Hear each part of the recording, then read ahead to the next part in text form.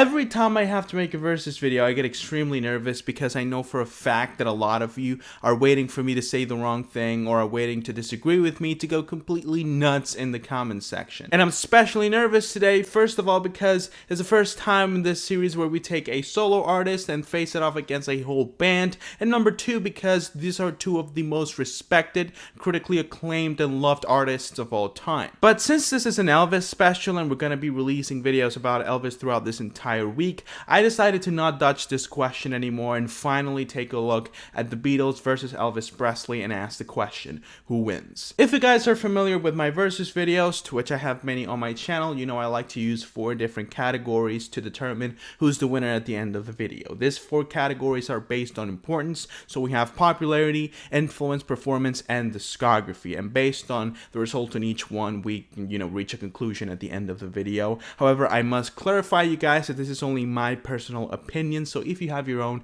please go ahead and leave it down below in the comments and I'll make sure to check it out and give you my opinion on your opinion. I don't want to waste too much time in the intro, so we can go and move forward with the first category. And as you guys know, for me, popularity is the most irrelevant category. If I like the music, I like the music no matter how many people listen to it, but a lot of people seem to believe that popularity is a really big part of your legacy, and for that reason I always include it on this video. So when it comes to Elvis Presley and the Beatles, it's really easy to be deceived by the way the media portrays Elvis right now as the king. Obviously, he's always been the king. However, when you compare his popularity to the one of the Beatles, you have a clear winner. Even though Elvis was one of the most popular human beings, not only in the music industry, but of all time in the history of humanity, we can't ignore the fact that Beatlemania in the 60s was the biggest music movement of all time. One could argue that if Elvis is the best-selling artist of all time, how is he not bigger than the Beatles? We have 1 billion sales compared to the 600 million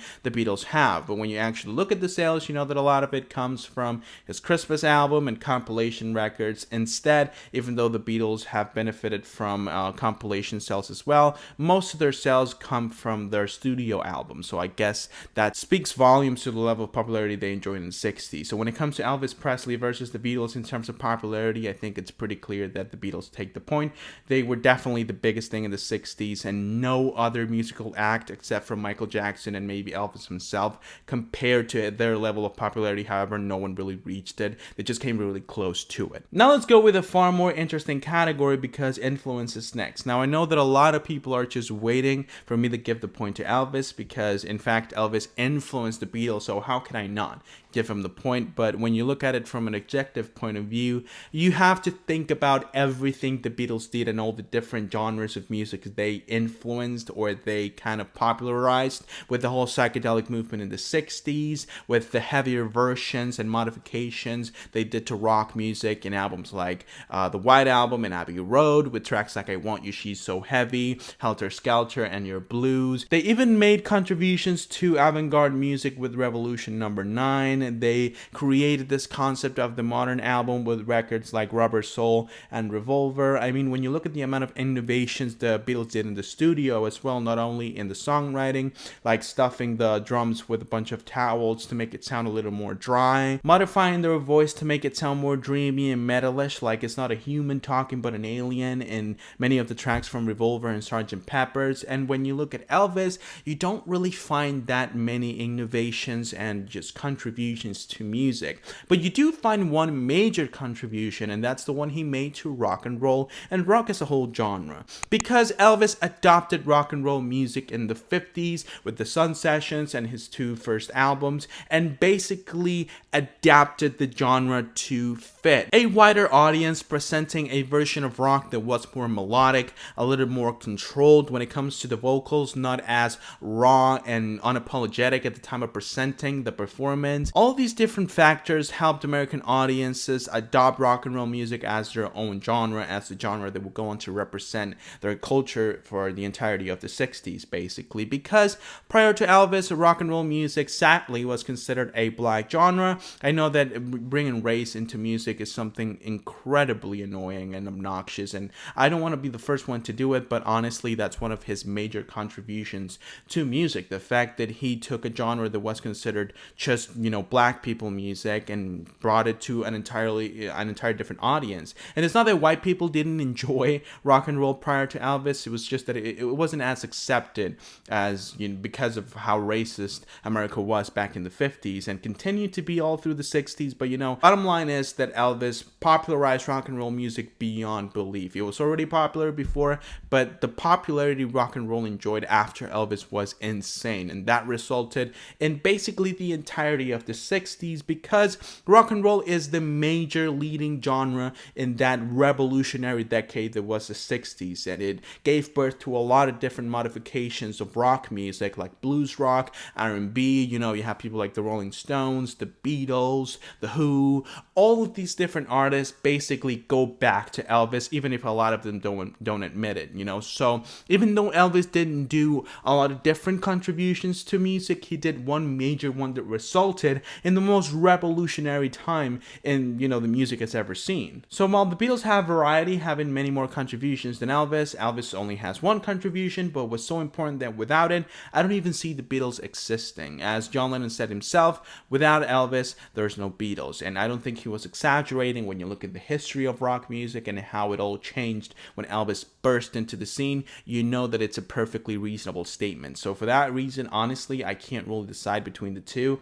I'm gonna make this a draw, because picking one over the other for me would be just me lying to myself, being biased on the Beatles or being biased on Elvis, considering this is Elvis week. So I'm just gonna leave it as a tie. Each of them get a point, and that's gonna be it. It was honestly pretty tough to come up with a decision in the two previous categories because of how even Elvis and the Beatles seem to be in terms of impact, which is kind of like the entire point of the first two categories. How much impact you had on the music industry and the world overall.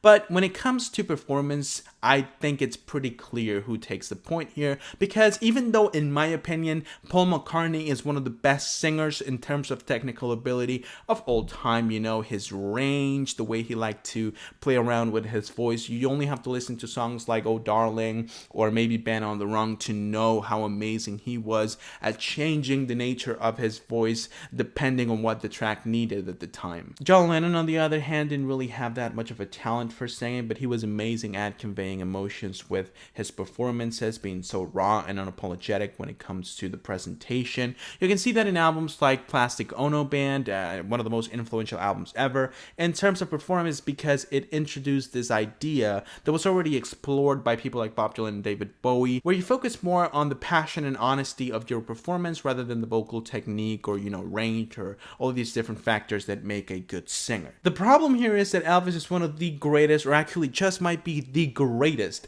performer of all time. Every single song he tried, every single style he tried, he always killed it. It's always the best thing out of the track. You don't go to an Elvis album for the production or the instrumentation, you go for the performance. It's always the best thing. You only need to look at his interpretation of If I Can Dream in the 68 comeback special, or maybe his cover of Frank Sinatra's My Way, or Something by the Beatles, Yesterday by the Beatles as well. In every single one of these performances, he manages to put so much passion and emotion into this, interpretations of these songs that it's almost impossible to give the point to anyone else but the Beatles. And it doesn't really matter against who we're putting him up against with, if it's Freddie Mercury, if it's Robert Plant, if it's Frank Sinatra himself singing the song My Way. I personally prefer Elvis' interpretation of the track. The only real problem I have with Elvis as a performer was his constant use of this vibrato that sometimes was a little uncomfortable or kind of forced into low volume tracks. I personally don't really like that much, but it's only one small detail that doesn't really affect the grand feeling you get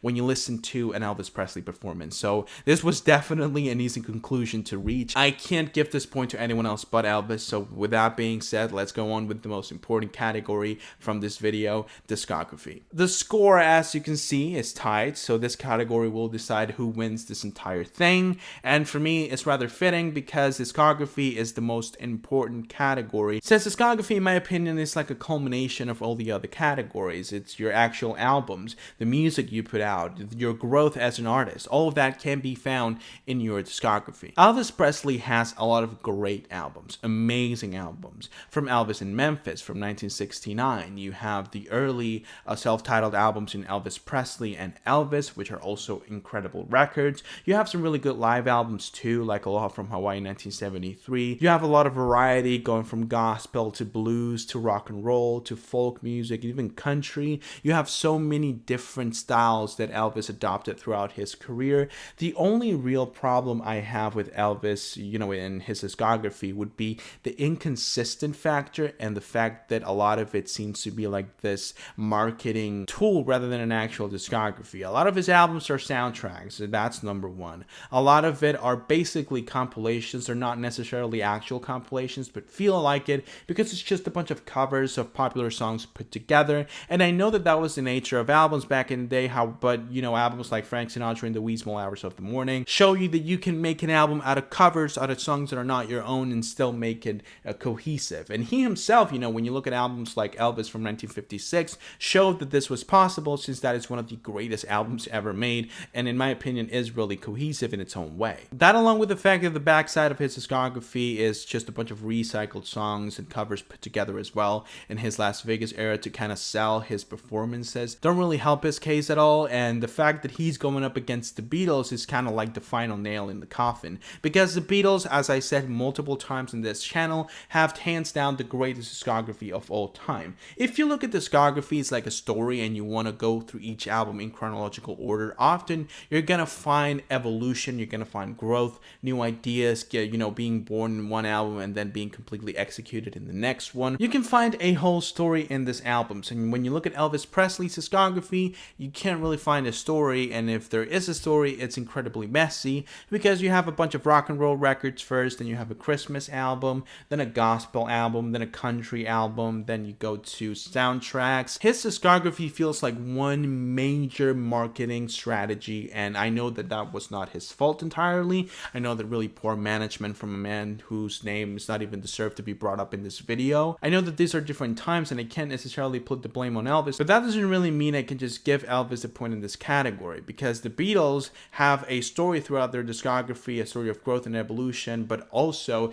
they tell this story with some of the greatest albums of all time. And actually in their discography you can find my favorite album ever with the White Album. But when you look at the entirety of the Beatles discography, there's not a single album that's not at least an excellent record. And when you go to their peak, you find the greatest albums and the greatest, musical achievements in music, period. So I can't really give the point to anyone else but the Beatles. I'm pretty sure there's a lot of people watching this video that would very much rather listening to every Elvis album rather than every Beatles album. But for me, the guy who's making this video, there's not a single album in Elvis's discography that matches the greatest album from the Beatles discography. And for that reason, I'm going to give the point to the Beatles. Overall, comparing the Beatles to Elvis Presley is not the smartest thing to do, because they bring very different things to the table. And, the fact that you enjoy the Beatles only means that you should enjoy Elvis as much. So the only natural thing to do is enjoy both of their discographies to its full extent. If you've seen any other episodes of the Versus series, you know that I'm not hesitant to say that one artist is better than the other, but with the Beatles and Elvis, I just don't really think that one is better than the other. I do believe that when it comes to discography, the Beatles are the greatest band of all time, and obviously discography for me is the most important thing an artist should have. But that doesn't really mean that the Beatles are better than Elvis, because Elvis brings something new to the table that the Beatles cannot give me. So the conclusion for me would be the Beatles win the video based on the score, because they do fulfill my needs when it comes to music in a more effective way in more areas. However, I wouldn't dare to say that they're better than Elvis, because Elvis and the Beatles for me rank on the same level of, legend. Because I love both of them, but if I had to pick a winner, I would say the Beatles take the win. That'll be it for today's video, guys. I really hope that you enjoyed. If you did, go ahead and leave a like and subscribe to the channel so you don't miss any other videos that I upload. I know I said it in the beginning of the video, but this is going to be Elvis week, so we're going to be uploading a lot of videos about Elvis all throughout the week. So if you don't want to miss any of them, go ahead and ring the bell so you get notified every time I upload a video. Please do remember that this is only my personal opinion. I know this is a really controversial topic. I know that a lot of people love both the Beatles and Elvis. So if you disagree with me in any way, shape, or form, go ahead and leave it down below in the comments. Also, if you want me to make another Versus video, if you want me to check out an album, a song, or an artist, go ahead and leave it down below as well, and I'll make sure to check it out and fulfill your requests as soon as I can. With that being said, once again, I hope that you enjoyed, guys, and I hope that I can see you soon with a new video. But until then, bye.